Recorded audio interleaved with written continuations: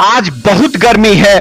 Media ने जब नीतीश कुमार को घेरा तो वह गर्मी का हवाला देते हुए वहां से निकल गए। ये सच है कि बिहार अभी भीषण गर्मी की चपेट में है। बिहार के हर जिले की कमोबेश हालत एक जैसी है। गर्मी और लू की वजह से कई लोगों की जान जा चुकी है। बिहार के सिवान जिले में तो एक दरोगा की भी लू से जान जाने की खबर आई है। इस विषम परिस्थिति में प्रशासन की ओर से स्कूल बंद करने समेत जो जरूरी कदम है वो उठाए जा रहे हैं, लेकिन इतना ही पर्याप्त नहीं है। अगर आप एक आम जनता के रूप में पर्याप्त कदम मान रहे हैं तो आप भविष्य के खतरों को समझ नहीं पा रहे हैं। चुनाव की राजनीति में पर्यावरण तो कभी मुद्दा है ही नहीं।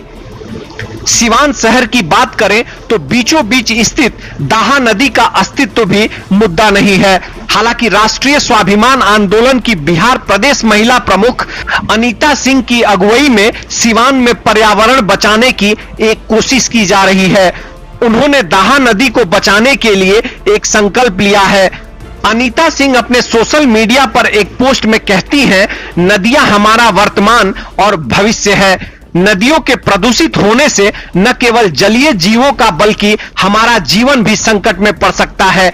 आइए हम मिलकर नदियों को संरक्षित करने की दिशा में कदम उठाएं। ऐसा नहीं है कि अनीता सिंह सिर्फ पर्यावरण को बचाने की मुहिम पर जोर दे रही हैं, वह महिलाओं के स्वास्थ्य और उन्हें मजबूत करने की दिशा में भी काम कर रही हैं। अनीता सिंह सिवान के अलग अलग गांव में जाकर महिलाओं को मजबूती देने के लिए काम कर रही हैं। इसी कड़ी में महिला स्वावलंबन अभियान चलाया जा रहा है। उन्होंने सिवान के कई हिस्सों में महिलाओं के बीच सैनिटरी पैड का वितरण किया है।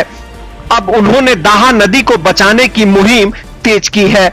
इस मुहिम में उन्हें समाज सेवी शशिकांत सिंह का भी साथ मिल रहा है। यह सच है कि जिले का दाहा नदी पूरी तरह नाले और कचरे में तब्दील हो गया है। यह पहली बार हुआ है कि दाहा नदी गर्मी के कारण एकदम सूख गई है। यह तो सबको मालूम है कि सिवान में पानी की जरूरत की पूर्ति ग्राउंड वाटर से ही होता है। खेती में भी भूमिगत जल का ही प्रयोग किया जाता है। भूमिगत जल का सबसे बड़ा शोषण आरओ की फैक्ट्रियां कर रही हैं। इनके मशीन इतने ताकतवर हैं कि जमीन के नीचे से कई टन पानी खींचने का क्षमता रखते हैं। यह आरओ फैक्ट्रियां जहां से पानी निकाल रही हैं, वहां आसपास में न प्राकृतिक जल स्रोत है और न इन्होंने कृत्रिम जल स्रोत ही बनाया है। आसपास में जल स्रोत होने से भूमिगत जल का स्तर संतुलित रहता है, लेकिन प्रशासन की लापरवाही से यह भूमिगत जल का स्तर उनके आसपास के जगहों पर लगातार कम होगा। अगर यही स्थिति रही तो सिवान में लोग पानी के लिए तरस जाएंगे, क्योंकि नदी का पानी उपयोग करने का कोई वाटर ट्रीटमेंट प्लांट भी नहीं है।